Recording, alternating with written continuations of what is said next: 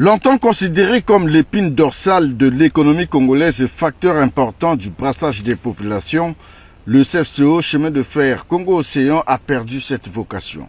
Aussi, la date du 26 février 2026 rentre-t-elle désormais dans les annales de cette structure qui ouvre une nouvelle page de son histoire. Et pour cause, fidèle à ses engagements de relancer et de diversifier l'économie nationale, le bâtisseur infatigable Denis Sassou Nguesso, président de la République, a pris un acte solennel, celui de donner une nouvelle vie au chemin de fer Congo-Océan. Le lancement de ce jour des travaux de réhabilitation et de modernisation du CFCO à la place de la gare centrale de Brazzaville a été ponctué par plusieurs allocutions.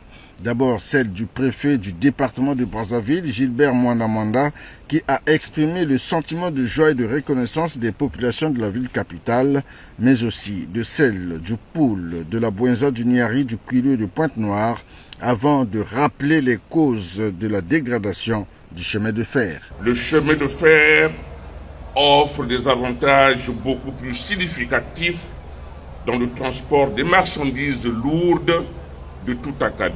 Les populations du département de Brazzaville, mais aussi celles du Poul, la Bouenza, le Niari, le Kwilu et Pointe-Noire, déplorent le fait que certains fils du pays, brûlants d'ambition, peut-être légitime, s'acharnent sur les infrastructures économiques existantes, comme si les infrastructures économiques se déclinent aussi en opposition et majorité.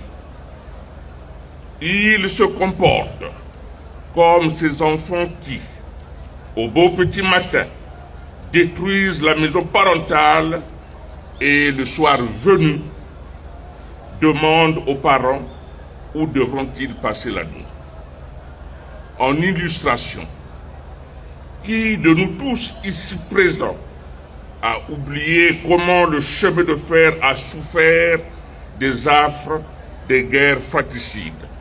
Les populations rappellent, ici et maintenant, plus jamais ça. La reconstruction du tracé Pointe-Noire-Brazzaville sur 512 km, l'amélioration des performances opérationnelles, techniques et commerciales du CFCO, l'optimisation de l'exploitation ferroviaire à travers des nouvelles locomotives et la réhabilitation des gares sont parmi les enjeux de cette vaste entreprise de reconstruction. Une action rendue possible grâce au partenariat stratégique global entre le Congo et la République populaire de Chine.